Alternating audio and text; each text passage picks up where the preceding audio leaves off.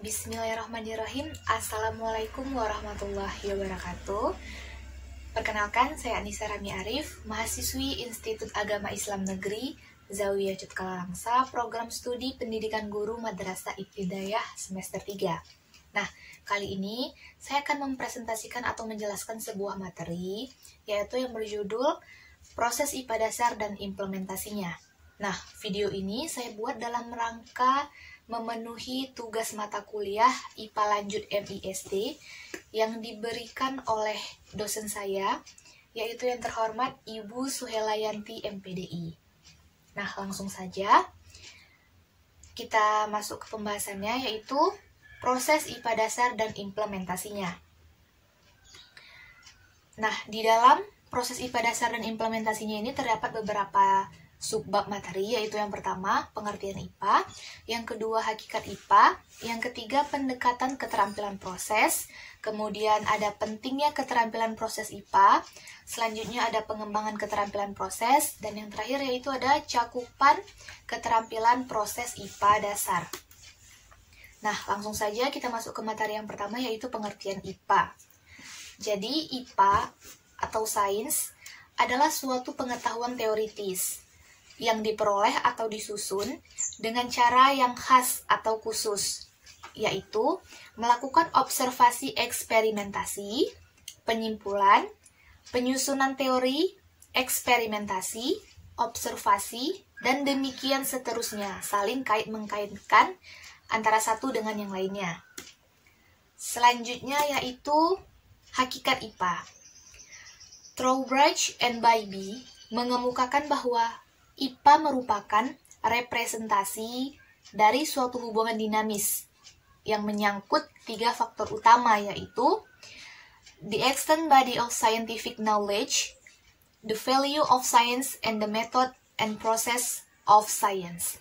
Yang mana maksudnya adalah hakikat ilmu pengetahuan alam bukan hanya kumpulan pengetahuan fakta untuk dihafal, tetapi ada proses aktif penemuan menggunakan pikiran dan sikap dalam mempelajarinya.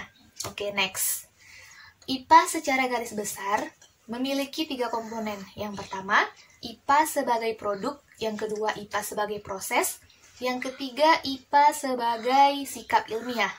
Nah, yang dimaksud dengan IPA sebagai produk, yaitu merupakan kumpulan hasil kegiatan empirik dan analitik yang dilakukan para ilmuwan dalam bentuk fakta-fakta, konsep-konsep, prinsip-prinsip, dan teori-teori yang dapat menjelaskan dan memahami alam serta berbagai fenomena di dalamnya. Nah, yang kedua yaitu IPA sebagai proses, merupakan sejumlah keterampilan untuk mengkaji fenomena alam sebagai proses sains dalam mendapatkan pengetahuan sains tersebut, meliputi kemampuan observasi, klasifikasi, kuantifikasi, inferensi, komunikasi, dan proses sains lainnya. Dan yang ketiga yaitu IPA sebagai sikap ilmiah, merupakan sikap ilmiah yang biasa ditunjukkan dalam mencari dan mengembangkan pengetahuan dari objektif terhadap fakta-fakta, kritis, dan sebagainya. Oke, next. Pendekatan keterampilan proses.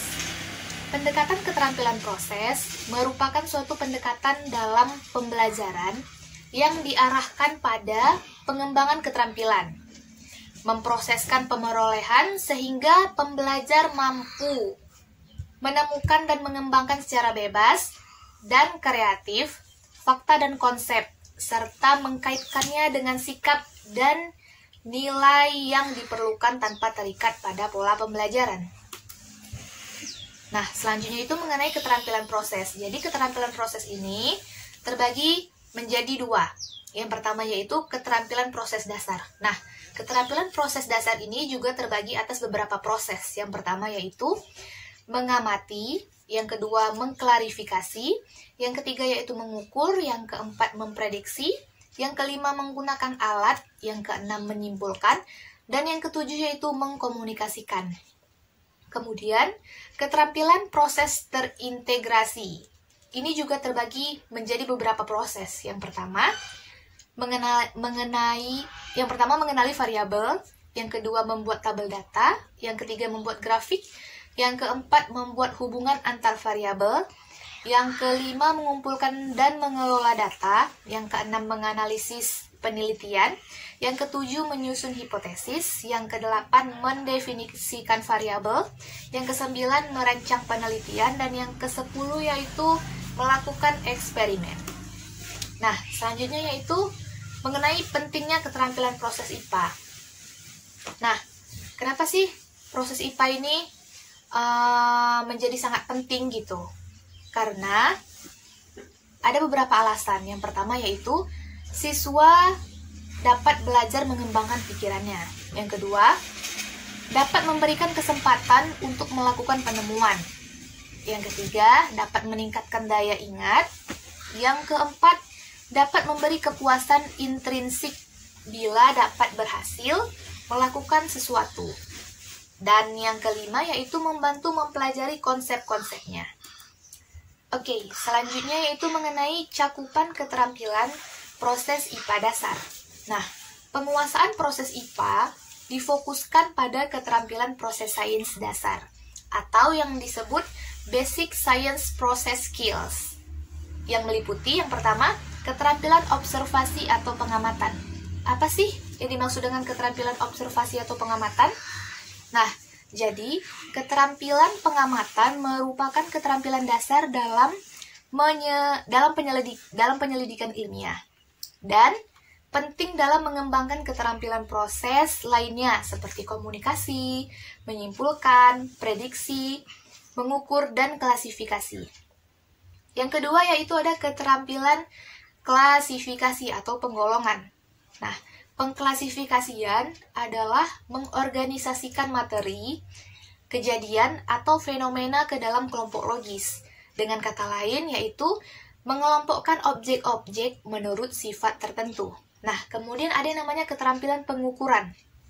Pengukuran merupakan pencarian ukuran suatu objek untuk menentukan panjang, massa, maupun ruang yang ditempati.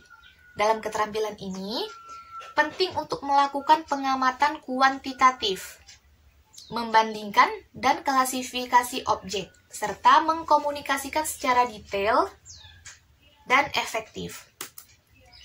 Next, ada yang namanya keterampilan inferensi atau menyimpulkan. Nah, inferensi merupakan penarikan kesimpulan dan penjelasan dari hasil pengamatan. Hasil yang telah terkumpul dari pengamatan selanjutnya dilakukan penafsiran atau penjelasan. Kemudian ada yang namanya keterampilan komunikasi. Nah, komunikasi adalah kemampuan untuk menyampaikan hasil pengamatan atau pengetahuan yang dimiliki seseorang, baik secara lisan maupun secara tertulis. Bentuknya dapat berupa grafik, laporan, gambar, diagram, ataupun tabel. Dan yang terakhir yaitu ada keterampilan prediksi. Nah, prediksi ini merupakan pengajuan hasil-hasil yang mungkin dihasilkan dari suatu percobaan. Hasilnya didasarkan pada pengamatan dan inferensi sebelumnya. Baiklah, mungkin itu saja yang dapat saya sampaikan. Lebih dan kurang saya mohon maaf, dan semoga video saya ini dapat bermanfaat bagi kita semua. Akhirul kalam, wabillahi taufiq wal hidayah, wassalamualaikum warahmatullahi wabarakatuh.